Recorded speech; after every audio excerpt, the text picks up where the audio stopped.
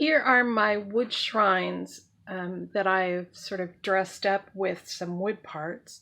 And I just wanted to talk about getting them from the plain cabinets that I showed you previously to this point. So I'm going to do it backwards. First, I want to talk about gesso, which I think you can see on this one. It's not a really graceful job of gessoing. It's just sort of getting a paintable background down on these pieces, knocking down the color of the pine, and also giving me one more sealer coat because I had already sealed these with watered down matte medium.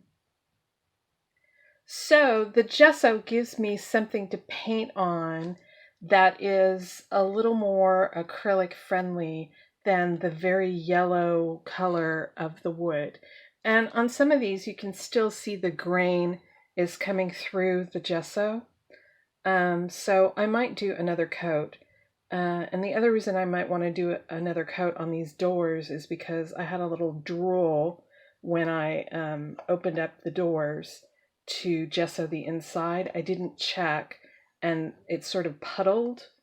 So I might want to do another coat to just sort of even that out before I paint it. But I'm still working on my color palettes.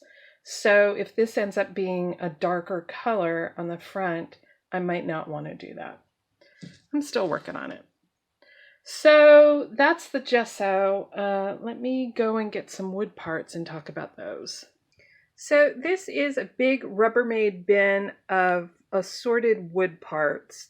I finally graduated to this big tub probably last year. For a while, this was in smaller bins and drawers, and I just got tired of rooting around one day and decided to put it all in one place. So this is wood surfaces that might stand on their own, and also bags of stuff like this, which is little pieces and parts that I might use to decorate things, and all sorts of stuff in between. The really good part about having a stash this big is that I don't have to go to the craft store when I want to work on a shrine. I just grab some pieces and go. So every time there's a sale on wood parts, I kind of wander up and down the aisle and grab a few things and chuck them into this bin, and that way I have them when I get inspired and want to work. So let me start with the easiest one. This little shrine, the cabinet was this house shape already, and all I really did was add some feet onto it to give it a little lift. And I did that with these two parts. These are candle cups and these are toy wheels.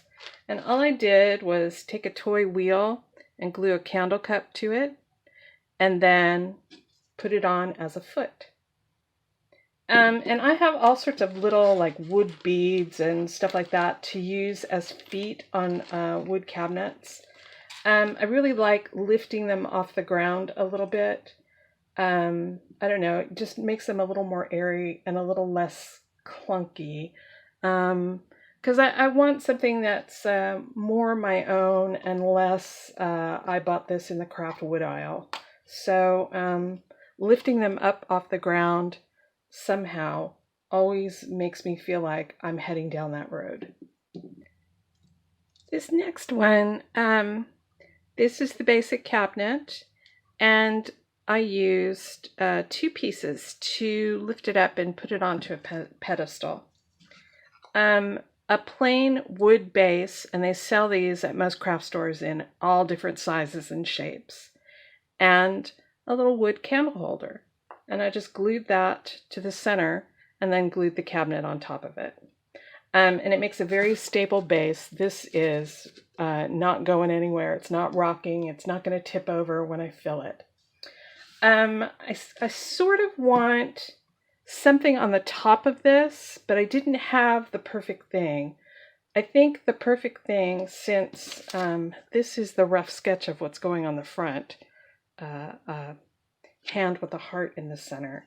I sort of want a heart-shaped finial on top, and I don't have anything in stock. So I might swing by the craft store and take a look for something, maybe like a drawer pull or something like that, that can go up there. And since I'm working on this in January, there should be a lot of Valentine's stuff out, so I might be able to find something in that. And here's shrine number 3. Here's the basic cabinet, and I've put a pedestal on it and also a finial. So the pedestal is a small wood base with a candle holder in the middle of it. And these candle holders come in a big bag of half a dozen. So I always have some of these laying around. And the finial is another, it's a dowel end cap used to put on the ends of dowels to make them pretty. And this one has a particularly nice little mushroom shape to it. It's a little more complicated than the candle cups that I used on the bottom of this shrine. So it has a little more detail on it.